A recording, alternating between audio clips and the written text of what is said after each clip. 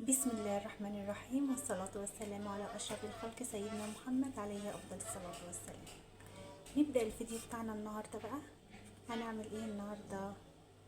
هنعمل كفتة الرز. أنا بحب أعملها، بحط عليها فراخ.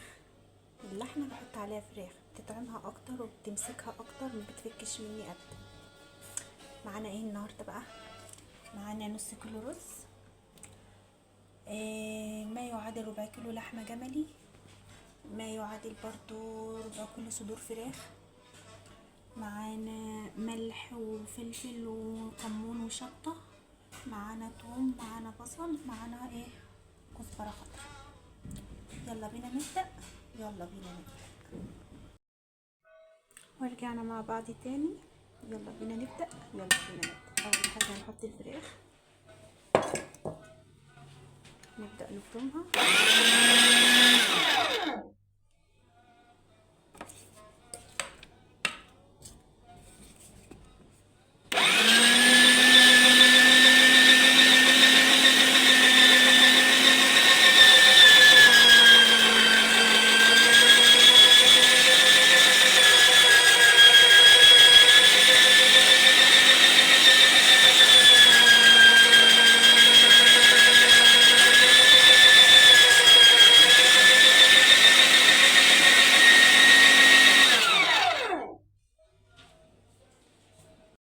دلوقتي يا حبايبي فرمنا الفراخ مع بعض.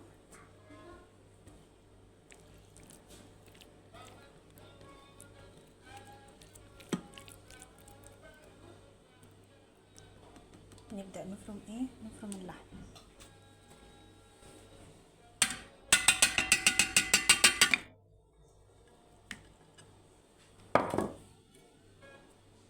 يلا بينا.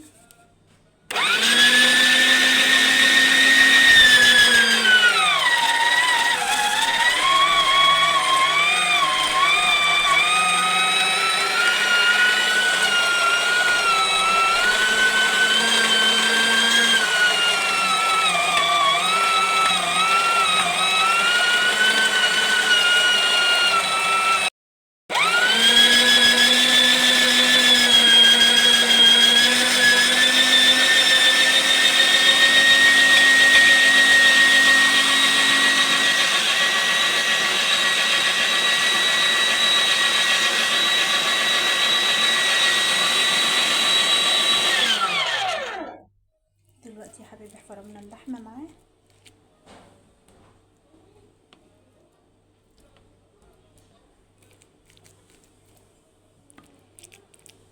نركنهم بقى. ودلوقتي يا حبايبي حطينا كل المكونات، قلبناها مع بعض، ادينا تقليبه.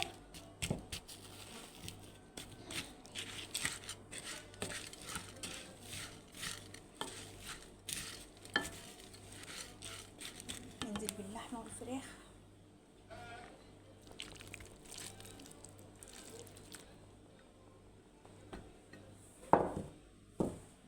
نقلبهم مع بعض برضو مع الرز.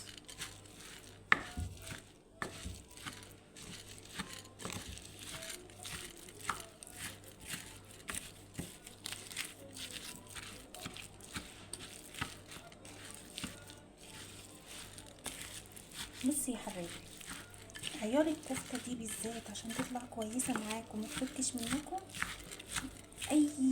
اي عيار للرز، اي مقدار للرز، سواء كيلو، ربع كيلو، نص كيلو، 2 كيلو، 10 كيلو، قصادهم بالظبط بمعيار اللحم.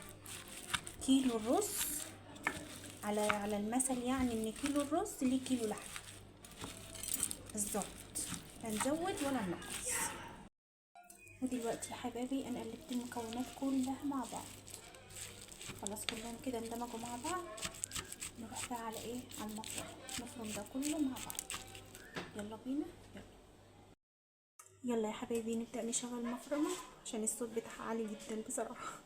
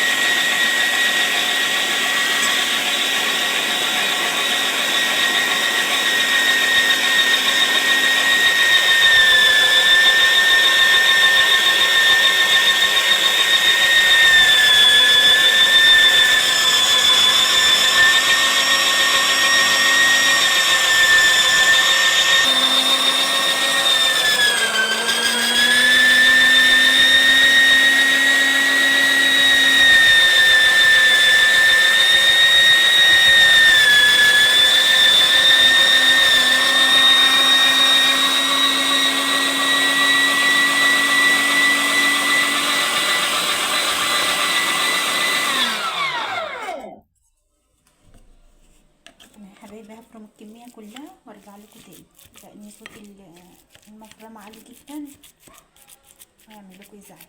نفرم الكميه اول وش، وهنرجع ناخدها وش تاني وهنبقى مع بعض. اخلص الكميه باول وش وبعدين ارن اجيبكم تاني. ودلوقتي يا حبايبي خلصنا اول وش، نيجي بقى على الوش التاني اللي هو اساس ايه الكفته. يلا معانا.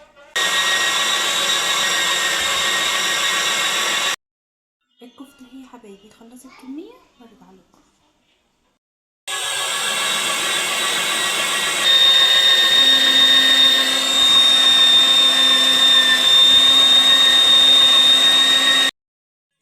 ودلوقتي يا حبايبي خلصنا الكميه كلها. بصوا بقى الكفته قد ايه، ربع كيلو لحمه عملنا كفته قد ايه.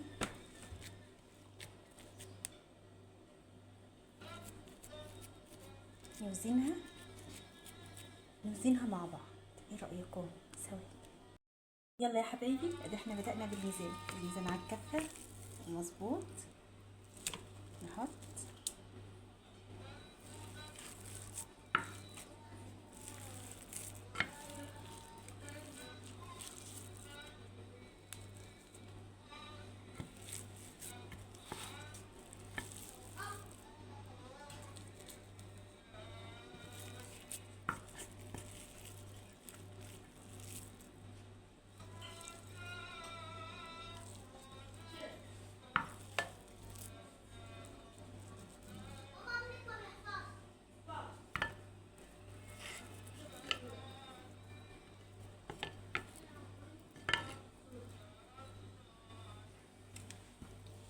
كده معانا قد ايه؟ يبقى ربع كيلو لحم عمل لنا قد ايه كفته؟ عمل لنا كيلو و140 جرام. يا سلام. بصي يا حبيبي الكفته بسم الله ما شاء الله عليها، وناعمه جدا.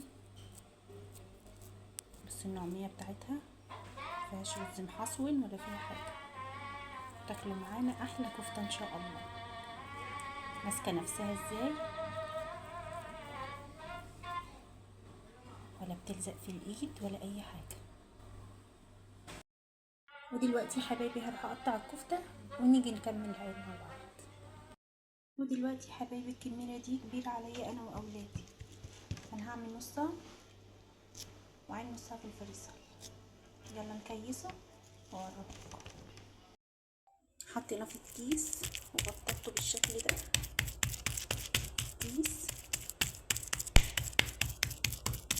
عشان ايه؟ عشان ما ياخدش مكان في الفريزر اول حاجه، وتاني حاجه علشان لما اجي اطلعه علشان استخدمه ما ياخدش معايا وقت في ان هو التلج بتاعه يفك، فدوت بيخليه ان هو يفك بسرعه واستعمله على طول. بصي الرقه بتاعته يبقى كده، جايبه كيسه كده بالشكل ده، وعينه بقى في الفريزر. ودلوقتي يا حبايبي بعد ما عملنا الكفته صبعناها زي ما انتم شايفين، نعملها بقى، نعمل جنبها شويه رز معمر كده مع بعض، ويلا بينا. ودلوقتي يا حبايبي يلا بينا نعمل الرز. دلوقتي معانا الرز مغسول، نحط عليه اللبن،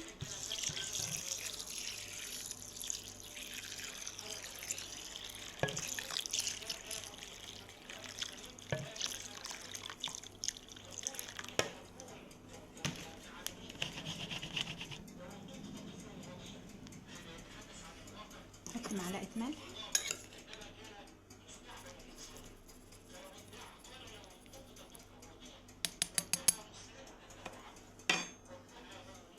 نحط عليه قطعه الزبده، دي قطعه زبده، ويلا بينا على الفرن. يلا يا حبايبي نحط الرز، بسم الله.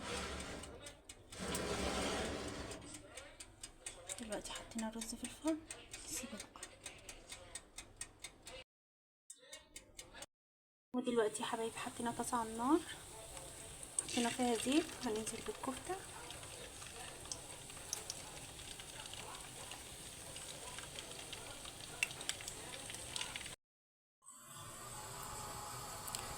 دلوقتي حبايبي معانا حلة على النار، حطينا فيها حتة سمنة ساحت، هننزل عليها بايه؟ بالطماطم.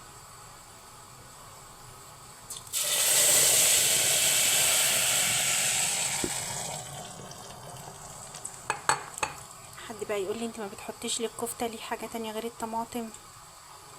انا بعمل التسبيكه بتاع الكفته كده لان اساسا الكفته بيبقى فيها البصل والثوم والخضره والتوابل وفيها كل حاجه، مش محتاجه حاجه غير الطماطم بس وشعرة فلفل اسمر. الكفته مش محتاجه حاجه غير كده. عندي حماتي بتعملها ببصل، كل واحد بيعملها بالطريقه اللي هو عايزها، بس انا ما بحبهاش الا كده، لان هي اصلا الكفته بتبقى واخده كل حاجه هي محتاجاها مع وانت بتفرميها.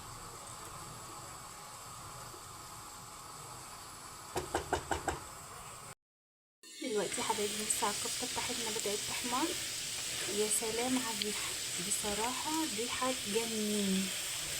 ميكس فراخ مع لحمه مع توابل خضار، بسم الله ما شاء الله الريحه بتاعتها تحفه. ان شاء الله الريحه بتاعتها تبقى زي طعمها كده ان شاء الله. هي بدات تحمر معانا، بس احنا هنحمرها كمان شويه عشان ايه؟ متبقاش طريه. دلوقتي يا حبايبي الكفته بتاعتنا خلاص استوت، نطلعها.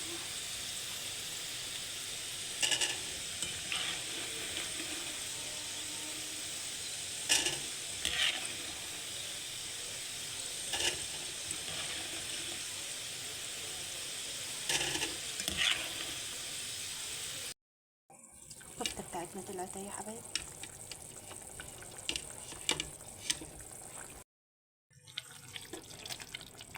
قلب التسبيكه.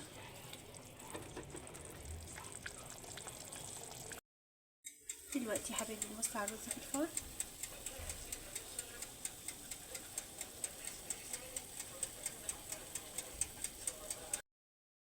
دلوقتي يا حبايبي التسبيكه بتاعتنا اتسبكت، هننزل بالكفته.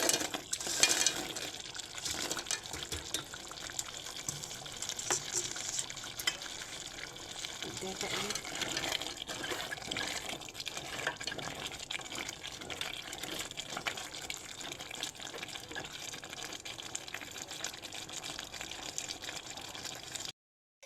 ودلوقتي يا حبايبي الرز بتاعنا خلاص جهز، نطفي عليه ونطلعه.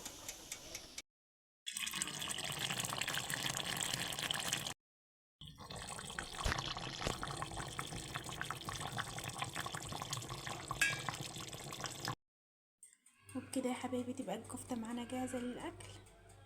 عايزه اوريها لكم، بصي يا حبايبي عامله ازاي. بصراحه مش هتندموا لو جربتوها. اشوفكم بقى في فيديو جديد ان شاء الله. ما تنسوش الاشتراك وتفعيل زر الجرس. ندوق ندوق. والله بجد يا جماعه تحفه تحفه.